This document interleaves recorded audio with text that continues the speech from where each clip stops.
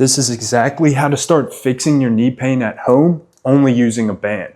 I've torn this ACL 3 times and don't even have an ACL in my knee anymore. It doesn't matter where you are, as long as you have a band, you're gonna be able to start fixing your knees. For me, I personally have destroyed mine, and I've been able to get out of pain and continue doing the things I love just by doing some of these exercises. And I always take a band everywhere I go just to make sure, if I have a little bit of a flare up, or I need to get some of that swelling out of my knees from, sports or Olympic lifts or pistol squats. And it's a thing where it's like, okay, I can just do these, knock it out, and then I'll be feeling good. So to start, essentially, I'll just show you a little bit of a warm up before we start strengthening the entire lower body. So all you need, take your band, wrap it around something sturdy. So I'm just gonna use this heater right here, which there's gonna be, there's probably better things that you can tie this around. Whether you tie it around a chair leg, get someone to sit in it, or just as long as it's tied around something sturdy. That's all that really matters. But to begin, if you're having a little bit of pain, a way we can start eliminating that is essentially just getting our quad to fire again. So getting full extension in our leg. This exercise, the banded TKE. So with this, we're getting that VMO firing again and starting to take pressure off the knee without actually loading the joint itself too much. That's why I absolutely love this one. Once this starts feeling a little bit easier, we can obviously increase the resistance of our band. Or the second variation, the second progression that I like of this exercise is actually doing banded squats. Okay, so for banded squats, all you're gonna have to do is essentially still around something stable, but step in to each of the bands like so. And what you're gonna do is just go to your pain-free range. You don't have to squat too deep, but just make sure that you go down and then fully extend. So what this is gonna do is give us this analgesic effect, which is the science term for it, but all that really means is you're scientifically gonna start having less knee pain. It's gonna give us a little window of time so we can get in more work. Making sure that we're feeling our quads in these reps, fully extending both of the legs. And then over time, your quads are gonna get pumped up, heart's gonna start pounding a little bit, and then you can even hold at the end. Hold for 15, 20 seconds or so, making sure that you're getting this good quad burn, which not too fun, especially when you're trying to talk. But yeah, so you hold this position, then essentially you come back up. So that'll be the warm up done right there. You should have a good level of quad pump in. Body's starting to feel a little bit warmer. So this is when we can start strengthening the entire lower body as well. We're gonna move into our first exercise. All right, so essentially we're gonna be doing these full stretch calf raises, but instead of just thinking of, stretching that calf and strengthening, what we wanna emphasize is pushing that big toe into the ground. What this is gonna do is help rebuild the arch of our foot and get strong in this athletic position, making sure that we're not having any energy leaks, especially over time. It's gonna help rebuild our feet instead of just, doing calf raises like so. Once these full stretch calf raises start feeling a little bit easy, this is when we're gonna start working every side of our calf as well. So you would do 10 reps here, invert your feet, do 10 reps here, and then move your feet outward, 10 reps here. So you'll be feeling every single side of your calf get that pump. And you'll do 3 sets of 10 for each of those. And once our calves are warmed up a little bit, this is when we're gonna go into our tib raises. So can't forget about the front as well. Gotta make sure to work both the back and the front sides of our legs. So with this, all you're gonna be doing is coming up, feeling that burn in the front of the leg. This is what's gonna prevent us from getting shin splints as well. It's gonna be able to help us absorb more force. Once this starts feeling comfortable, doing 2 sets of 20, something like that, when you can start doing it single leg at a time and then coming both back up. 1, 1, 2, 1, 1, 2, and progressing in that way. Now we've warmed up parts of the lower leg. We got to make sure not to forget about our soleus as well.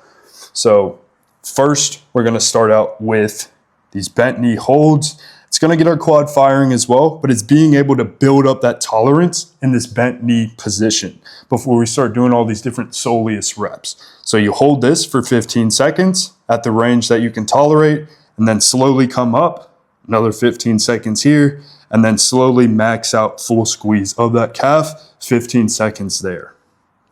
But then after you get comfortable in that position in each leg, that's when we can start getting into these bent knee calf raises, making sure that we're strengthening that soleus up, slow on the way down, just like that, doing 3 sets of 10 there. Now that the lower leg is completely activated, we're going to start warming up our hips. So we're going to move back to our band, making sure that this thing is tied around something stable again. So I'm going to tie it real quick. And then from here, all we're going to do, step into the band. Can even hold on to something for support, but essentially we're just going to do these hip flexor isometric holds. So bringing this leg up and then kicking out and just holding it. Making sure we're getting strong in the position that emulates how we sprint. Holding this for 15 seconds, kicking out as hard as you possibly can. This should be hard. And then you're going to come back down. Other side as well, doing 3 sets of 15-second holds right here. Got to make sure that I iron out both of them so I'm not uneven on either side. But yeah, kicking out as hard as you can, holding that. And then over time, again, we want to make sure that we're progressing these exercises, not getting stagnant or plateauing. So what we can do is a hip flexor kick out. So all you have to do, bring that hip up, and then we're going to fully extend. Hold this position for 5 seconds, and then slowly come back down. So working that same muscle group, but now we're getting our quad to fire at the same time. And then we're going to slowly come back down. I'll do a couple on the other side as well, but all you have to do is 3 sets of 5 on each leg for these. Then come back down, fully extend. I'm a little bit shaky. It's tough. And then we're going to come back down. And you can hold on to something for support. Now we got the front of our hips activated. We need to make sure that we're getting our inner and outer portions activated as well. So what you're going to do is step into this band again. And what you're going to do, you can put your hand against the wall for balance. We're just going to be doing these outer hip kicks, making sure that we're getting that glute med firing, outer portion of our hip. This is going to make sure that our knee doesn't cave inward. But after we do 3 sets of 10 on each leg, this is when you can start doing reps and then having a hold as well. So making sure you're just fighting against it. And even on your standing leg, you're going to feel your glute med fire as well. Really not fun. So now that we got the outer hip firing, this is when we have to work the inner hip as well. So for this, can take a pillow, foam roller, or even just take your hands, put them together right here, and then just squeeze as hard as you possibly can. And you might even hear your hip pop back in. But that's going to be really good for our adductor. And then once you progress with that, with reps, this is when you can move into adductor holds. Holding this position can potentially pull your hip back into place as well. I love this one, especially a little bit easier than a Copenhagen while still loading that inner hip. Now that we've fixed the inner portions of our hip, now we can start focusing on our hamstrings, right? That's the last thing that we have to cover before actually starting to target and strengthen the knee joint itself. So for hamstrings, this is where, again, can take our band. What you'll do is essentially just pull your hamstring back, and then you're going to be holding this position. You're going to be getting this hamstring to fire. You can even see my muscle firing in the video, and just trying to get it to almost cramp. Pulling as hard as you possibly can. Again, just trying to get it firing, building up a level of tolerance before we progress with different exercises. But then after we progress with this hamstring iso, this is when we can start doing hamstring curls for reps with the band, or can even do it body weight. So a lot of people say body weight hamstring curls is sham, whatever. But you can actually get your hamstring to cramp up just by squeezing, you know? So look, you can watch my hamstring fire just by having that line to hamstring connection. And then trying to pull that heel back up to your butt. And then get reps in that way. So that would be the hamstring progression right there. Now after our hamstring is fired up, this is when we're just gonna start feeling a little bit better, a little bit more loose.